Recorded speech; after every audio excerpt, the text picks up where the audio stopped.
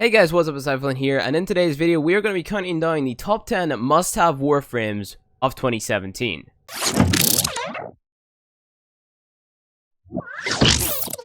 Quick reminder before this video goes on, this is a completely opinionated video. There's nothing to say that, this is, the facts, that these are the best frames, and you should definitely 110% go out your way, risk your life, and waste everything that you own to get these Warframes. No one's saying that. It's just my opinion. Just an opinion, bro.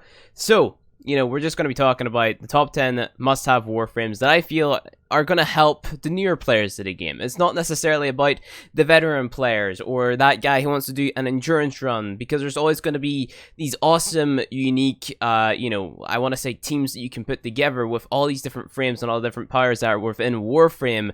This is just that top 10 list of 10 Warframes which have very useful powers, which is going to help the new guy, the little guy, the newer player get through his first, 100 days on Warframe. So, without further ado, you're looking at number 10, Frost.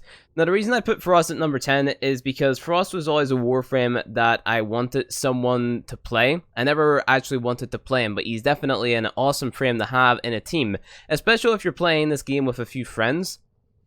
Just having a Frost in your team to help you defend, let's say, a mobile defense or a regular defense point is pretty awesome. Like, I can't tell you how many times I've done a T4 defense back in the day, and I wish that I had a Frost in my team. Obviously, the veteran players would call me an idiot for going into a T4 defense with no Frost, but, sometimes things happen, and the guy who has the T4 key doesn't have Frost, and you don't want to play Frost that day, but, Frost is good, and blah, blah, blah. So, Frost is pretty good frame, and the reason for it being is because of his third ability, Snow Globe. You can put it down, put it around an objective, and basically any bullets that are passing by won't touch that objective, right? Because all the bullets are going to be going into the Snow Globe. It's basically a big bubble, and that's what I call it. I call it a bubble. I'm like, yo, Frost, put your bubble down, and then that person puts their bubble down. The amount of bullets that it can take is affected by its power strength, and obviously the amount of range is affected by your power range. That's really the two stats that you have to keep in mind if you're going to go ahead and build a Frost around the Snow Globe build, I guess. But that's my number 10 Warframe Frost. I definitely think he's a must-have frame, and that's why I put him on the list. Moving on to number 9, though, we're going to be talking about the Warframe known as Nekros. And the reason I put Nekros on here, for the simple fact, he's a super expensive frame to get, and that might deter a lot of people. I think his blueprint alone is like 100,000 credits, which is pretty crazy, for a newer player. But the boss fight that you have to go through to get Nekros is pretty awesome. It was definitely one of the most memorable moments in Warframe back in the day whenever I first started playing, just to defend this boss fight. It's definitely an experience to go ahead and play through because it's a unique boss. It's got 3 heads, it's got a scythe, it shoots things at you, and yeah, it's pretty cool. But Nekros is definitely an essential frame because of his third ability, the Desecrate ability. And this basically makes it so that resource farming doesn't take as long because you're able to reroll drop tables on enemies once they die, which means essentially you can get 2 sets of plastids or 2 sets of organ cells from an enemy whenever you kill them. Pretty awesome, right? It basically cuts the amount of time that you spend farming in a mission in half, which is awesome. Because, you're not 110% guaranteed to get whatever it is that you're going after, like an extra plastids drop, but it just makes it so that you're just going to come out of that mission with a lot more loot, which is pretty awesome. Like, why wouldn't you want that, especially as a newer player? You don't want to be spending your entire Warframe life farming up all those resources. That just isn't really fun, at least in my opinion. So you want to get those resources, get them done out of the way, and then move on to enjoying yourself, playing in the Void, playing the sortie missions, doing the second Dream Quest, the Warframe quest, and just enjoying your time in Warframe instead of grinding. Moving on to number 8, however, we're gonna be talking about the Warframe known as Vault. And the reason I put Vault on here is because, remember how I said you don't want to be spending your time doing resource farming, but you don't also want to be spending your time farming a mission that you don't necessarily enjoy, which is where Vault comes in. Vault has his awesome ability known as Speed, which basically allows you to sprint through a mission, super fast. It makes your melee attack speed go up, your sprint speed, your reload speed, everything. It's pretty awesome. You use mod for a lot of power strength, and decent amount of power duration and a decent amount of power efficiency, and there you go. Fast as fuck, boy. Easy peasy. Basically Keemstar. You know, you're running through that mission, and fast as fuck, boy, and then that's it. You're gone. That mission's over. Because you got through it, you brought your Orphos Prime with max Prime reach, or whatever the case may be, just regular reach, or whatever, and there you go. Every enemy's dead, and you sped up your entire team, which is cool. Moving on to the next Warframe, though, this is a little bit more of a complicated frame, but the reason I put her on this list, she's not my number one, and the veteran players would argue that she should be number one because of her extremely diverse kit of abilities and her insane damage potential, but this is Equinox. She is the duality frame, and her abilities are pretty complex, especially for a newer player, because there's two sides to her. So her first ability is basically, you can swap between her two sides, pretty sweet, and then we go on to all these different abilities which have, you know, basically two effects to them, which can later on be expanded on with the use of augment mods. So it's pretty cool. Rest and rage, you know, or maybe put the enemies to sleep, or make them more what's the word I'm looking for? There's a word that begins with S that means that they take more damage. I forget the word. I'm not going to spend too much time on it now, but yeah, you know, you can make them take more damage, which is pretty awesome. Pacify and provoke, you can buff up your teammates, you can slow the enemies, do all these different things. Pretty cool. Mend and maim, you can basically store up all this damage and either heal your teammates or damage all the enemies with the amount of damage that you have stored up. Pretty cool. So, you know, she's an insane frame. Definitely take a look at getting her, and if you don't even understand her, just go ahead and move on and get the frame, and then move on to the next Warframe on the list, which I call Ember, who I feel like is a more simpler version of Equinox in terms of her damage dealing potential, because this is a Warframe for lazy players, because you just press 4, you run for a mission, everything is dead, especially in Exterminates. So I bring an Ember, I bring a Vault, I run for an Exterminate, everything's dead. Exterminate mission done. No need. You can bring this in low level defense missions as well. You can basically do anything with Ember, it's just a press 4 to win frame. I don't know if this will ever be changed later on down the line, but, you know, I definitely think Ember is a pretty cool, nice to pick up frame right now. I would definitely go for it. Ember, kill everything. You know, fire, burn in hell, that type of thing.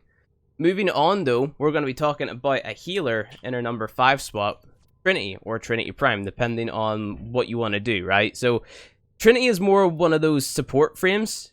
So if we take a look at her abilities, you can either give your team a lot of energy, or you can heal the entire team up, which, you know, either or is pretty good, right? A lot of people like to run the energy vampire build with an augment, which is going to give their entire team shields if they have maximum energy, which is cool, because if you're spamming that ability, then obviously your team are going to have a lot of energy, right? So it's kind of like you just spam the abilities and keep your team alive. There's no reason not to have this frame in a team who are doing high-end missions, really. So if you want to go ahead and pick up Trinity, you'll definitely fill up a spot in a raid group or in a sortie group if you happen to go that far in the game. So no reason not to pick up Trinity.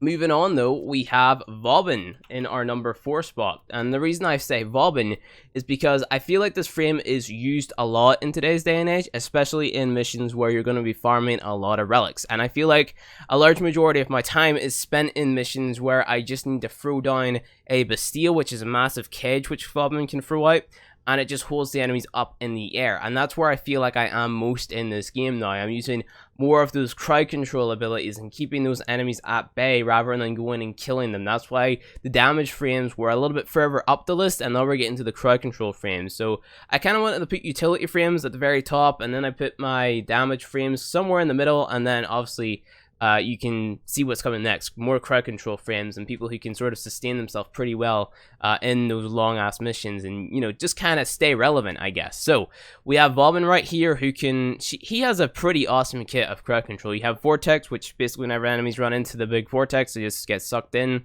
and they swirl around and get damage dealt to them. Pretty cool. Not a lot of damage, but pretty awesome CC, right? And then we're talking about Bastille, which just holds them up in the air, and, you know, maybe even keep them out of the cage if you go as far to throw on the augment, which is pretty awesome. Moving on, though, we have Ivara up next. So this is kind of, I don't know, you can argue that she could be the top frame, but you can also argue that she should be here, because I feel like the top frame I don't know. He's just a lot easier to use, and I feel like a lot more players will get a lot more use out of the top frame rather than this one right here, because this one's a little bit more, you have to aim, you have to take your time type of thing, you know, timing and all that good stuff. So if you're a good player and you're able to sort of manage yourself efficiently, obviously go ahead and choose Ivara, because she's an awesome frame to pick up. Maybe if timing isn't your forte, you could maybe skip this frame. She is pretty hard to get in terms of you have to keep on farming spy missions over and over and over again. Different levels of spy missions as well at that. So, you know, there's that. But in terms of overall being an awesome frame, Ivara is great because she has such a diverse kit and such an effective kit at that. So she can stealth in 2 different ways with her arrow or with her third ability. She can bring out a bow and arrow which deals a massive amount of damage and can puncture through doors and walls and stuff. And you know, just a great frame for crowd control as well. You can basically solo interceptions with this bitch. If we go ahead and take a look at her abilities, we see her first one right here. You can cycle through different arrows, so cloak, dash wire, noise, and sleep. So you can basically use a bow and arrow to attract enemies to a position, and then use a bow and arrow to put them to sleep, right? And that's based off your power duration, so you can keep them, you know, at that position and asleep for a very long time. It's pretty cool and pretty effective, especially in those high-level sortie missions where you're playing against, let's say, the Grenier or the Corrupted or the Infested.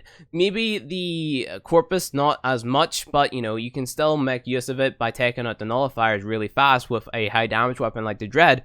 But, you know, Ivara is a pretty awesome frame that you want to definitely pick up as soon as you can, because she's a blast. I love playing her, and whenever she was introduced, I don't know, she just made Warframe a lot funner to play, I guess, because it introduced a whole new mechanic, at least in my opinion, of managing your time and swapping through the different arrows and stuff. So she's a cool pick.